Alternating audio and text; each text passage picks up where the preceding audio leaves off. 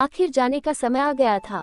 मैं दरवाजे पर खड़ी थी जब आज मेरा पति मुझे छोड़कर विदेश जा रहा था और मेरा रो रो कर बुरा हाल था। आखिर आज उनके जाने का समय आ गया था जब वह मुझे अकेला छोड़कर चले गए। जाते हुए उन्होंने मुझे एक बार पलट कर देखा था।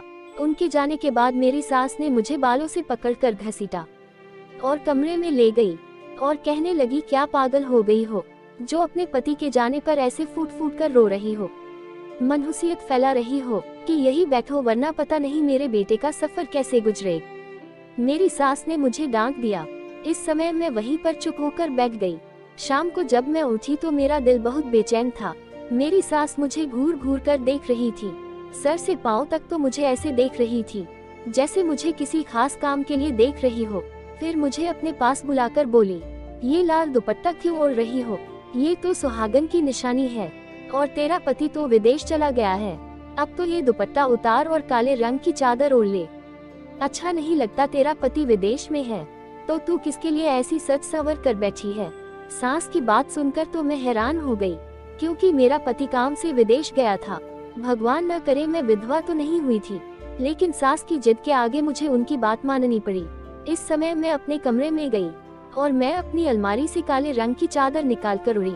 वैसे तो मुझे ये रंग पसंद नहीं था, सिर्फ शुभम की जिद पर कभी कभी पहन लेती थी, मगर आज अपनी सास के कहने पर मुझे ये रंग हमेशा के लिए पहनना पड़ रहा था।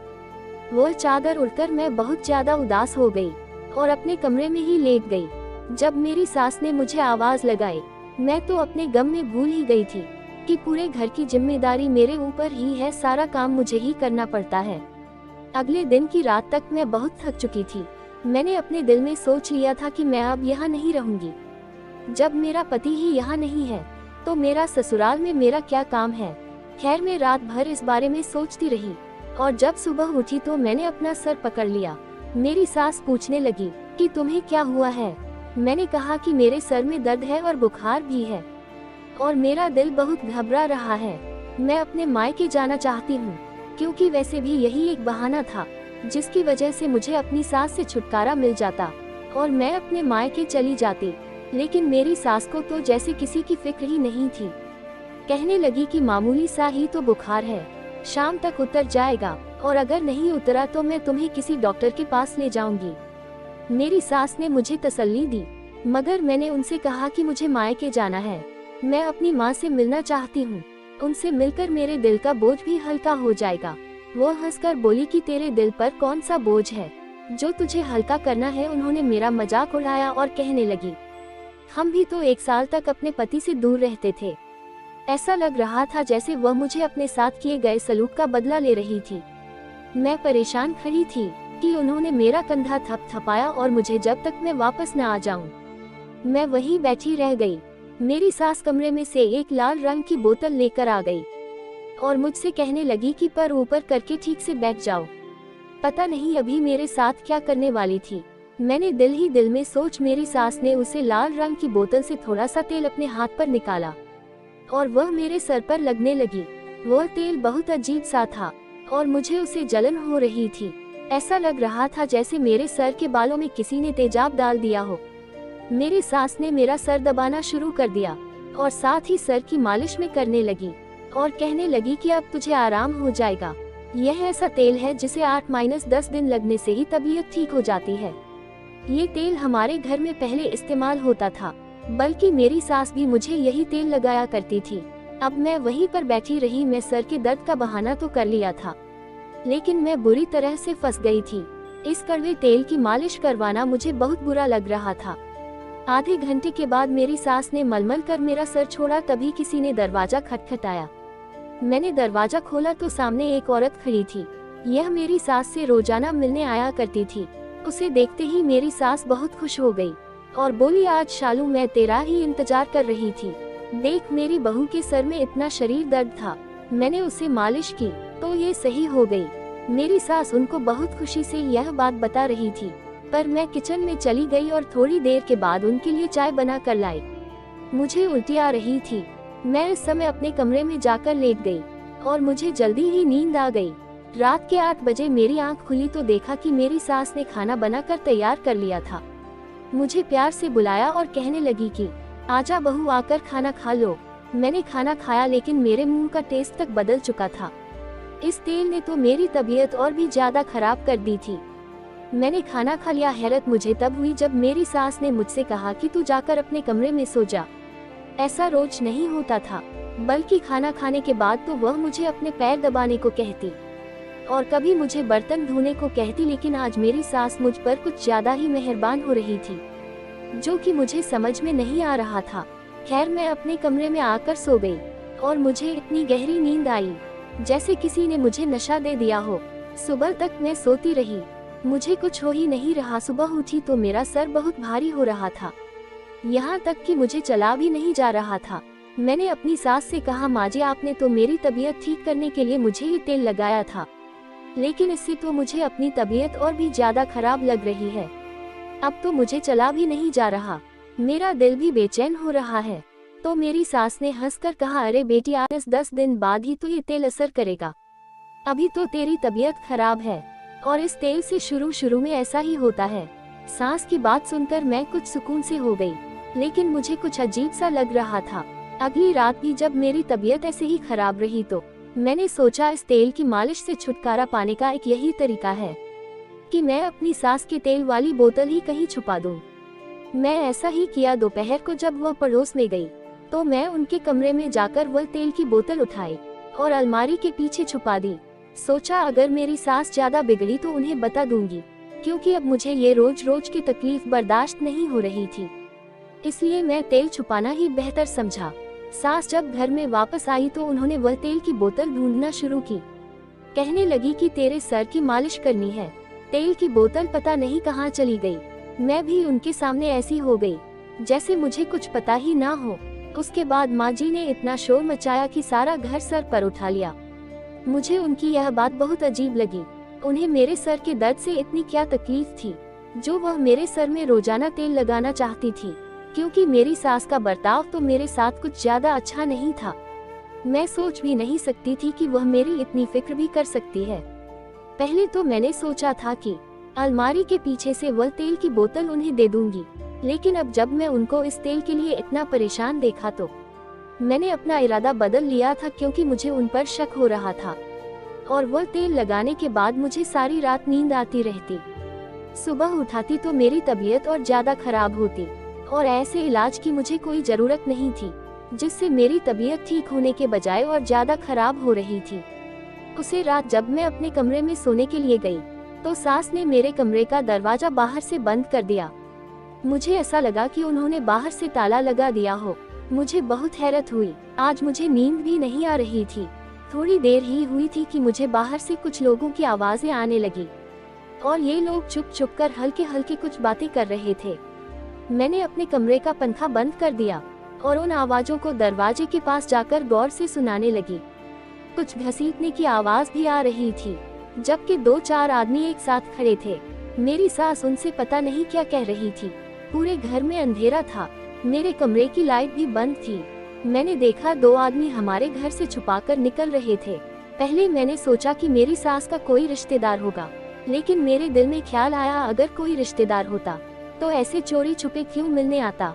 दिन की रोशनी में भी तो मिलने आ सकता था, रात में ही क्यों आया। अब तो मेरी सास पर मेरा शक और भी पक्का हो गया था। सुबह जब मैं उठी तो बहुत फ्रेश फील कर रही थी। मेरी तबीयत थोड़ी सी भी खराब नहीं थी। जब मैं कमरे से बाहर आई तो मेरी सास ने मुझे देखा और कहने लगी कि रात को नींद ठीक से तो आई थी। मैंने उनसे कहा, जी मैं सो गई थी। वह कहने लगी कि मैं जानती हूँ कि तेरी तबीयत अब भी खराब है, मैं आज ही तुझे शालू की माँ के पास लेकर चलूंगी। तुम तो जानती हो वह कितनी माहिर है, उसे बहुत औरतें दवाएं लेने आती है, चाहे कोई भी बीमारी हो वह हर मर्ज की दवा देती है। मेरी सास ने मुझे समझाया, लेकिन मैं जानती थी कि शालू आंटी की माँ एक पाखंडी औरत के अलावा और कुछ नहीं है, इसीलिए मेरा उनके पास जाने का बिल्कुल इरादा नहीं था। मैंने अपनी सास से कहा कि माँ अब मैं बिल्कुल ठीक हूँ, कोई जरूरत नहीं है वो कड़वा तेल लाने की। मैंने मुंह बनाते हुए कहा। वह कहने लगी, अरे तुझे क्या पता तेरी तबीयत ठीक है या नहीं, आज ही मैं तुझे लेकर जाऊंगी और तेरा इलाज करवाऊंगी, तो फिक्र मत कर, तू शाम को तैयार रहना।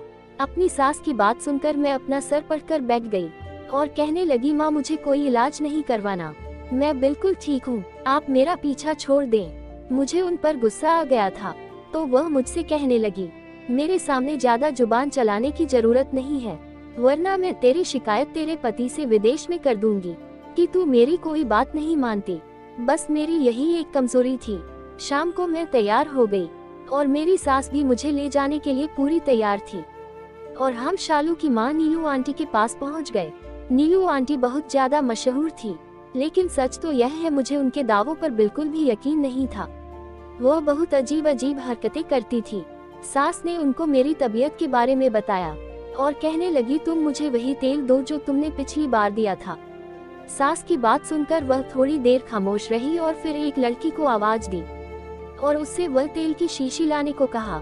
वह लड़की तेल की शीशी लेकर आए और उसने मेरी सास को दे दी। मेरी सास ने उनका शुक्रिया अदा किया और फिर मुझे लेकर घर वापस आ गई। उस तेल को लाने के बाद मेरे साथ बहुत खुश लग रही थी। ऐसा लग रहा था जैसे उन्हें कोई खजाना मिल गया हो। मुझे ये सब देखकर बहुत ज्यादा बुरा लग रहा था, लेकिन मैं भी अपने दिल में तय कर ली थी कि कुछ भी हो जाए, अपनी सास को ये तेल अपने सर में लगाने नहीं दूंगी। मेरे दिमाग में एक आइडिया आया और मैं वही किया। मैंने उसे जैसी शीशे ली और उसमें सरसों का तेल भर दिया और इसमें लाल रंग मिला दिया और जो तेल वो लाई थी वह मैंने पेड़ों में फेंक दिया। मेरी सास को जरा भी इस बात का एहसास नहीं हुआ कि मैं वह तेल की बोतल बदल दी है। रात को रोज की तरह मेरी सास ने मुझे अपने पास बुलाया और मेरे सर की मालिश करने लगी। जब मालिश अच्छे से हो गई तो वह मुझसे कहने लगी कि जाओ अपने कमरे में जाकर सो जाओ, 8 दिन में तेरी तबीयत ठीक हो जाएगी। जबकि मुझे तो कोई बीमारी ही नहीं थी। खैर मैं अपने कमरे में आ गई, लेकिन मुझे नींद नहीं आ रही थी। मेरी तबीयत अब बिल्कुल ठीक थी। मुझे थकावट भी रही थी, जबकि उसे तेल की मालिश के बाद मेरा सर भारी हो जाता था। मैं अपने बिस्तर पर जाकर लेट गई। थोड़ी देर बाद मुझे वही आवाज आने लगी।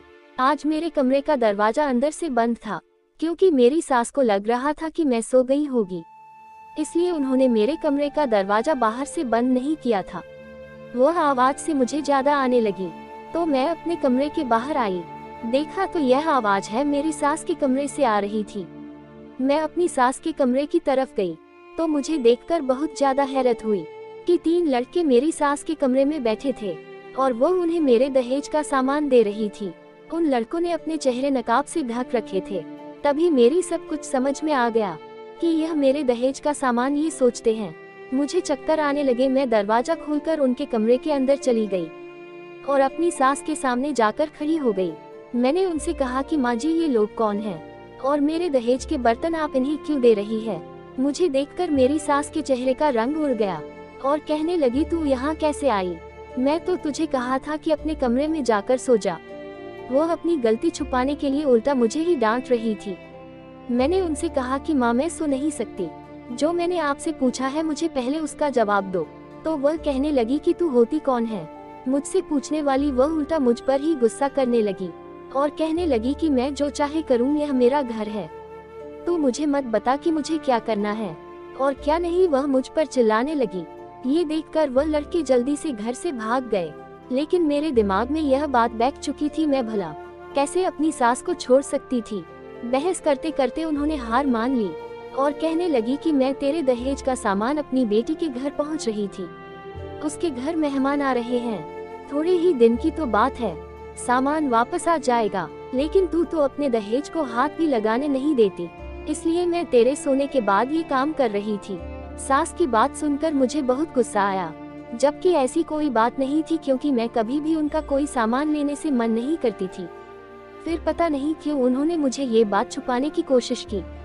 जब मेरी और उनकी लड़ाई बढ़ गई तो वह मुझे धमकी देने लगी और कहने लगी कि मैं तुझे बदला लेकर रहूंगी। तूने मेरे बेटे का घर बर्बाद कर दिया है। मैं अभी उसे फोन करती हूँ और उसे बताऊंगी कि रात को तुझे लड़के मिलने आते हैं। मैं उनकी बात समझ गई थी कि वह मुझे धमकी क्यों दे रही है और मुझे क्या चाहती है। वह जानती थी कि मैं उनकी इस बात के आगे मजबूर हो जाती हूँ, लेकिन कब तक वह मुझे ऐसी बात को लेकर ब्लैकमेल करती रहती।